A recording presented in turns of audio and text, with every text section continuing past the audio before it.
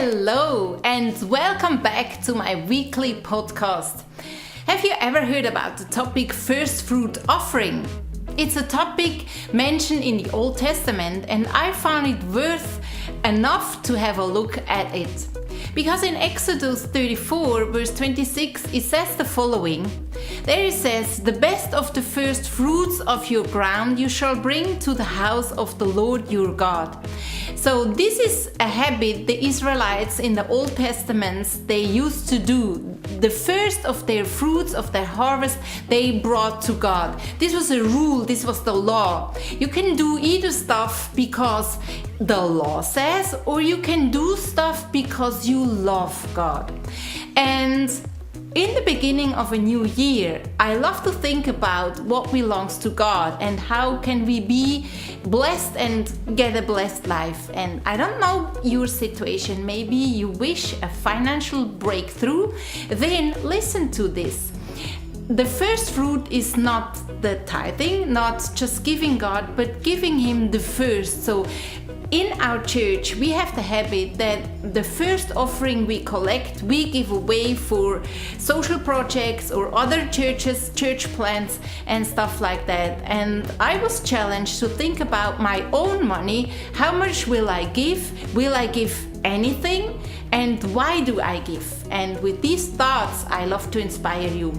So I was thinking about and I thought, okay, God, it can only be a blessing if the first money I give away in January, it's a first fruit offering. I give it to you, God, because I really want to show with that act that I trust you also in my finances.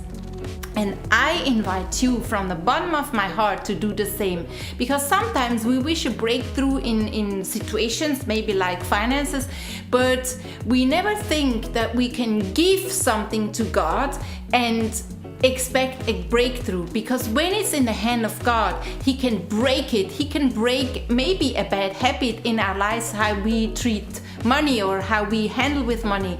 And if we give something to God first of the year, then it's a sign that we say, God, you are in control. You do it your way. I don't do it my way. You do it your way. And for me, I give it out of love. It's not the tithe I do on a regular basis. It's not an offering above the tithe. It's the first fruit offering, we call it, because it's the first in a year. And this has a special place. And maybe you do the same. Maybe you think about, God, I really want to trust you also in my finances, but it's very difficult to give you because I lack so much. But you give to God because of love and because you expect that the bad habits in your life are broken because you give it to God and He breaks it in your life. So I really hope that you are inspired and you trust God in the adventure of giving in a new year.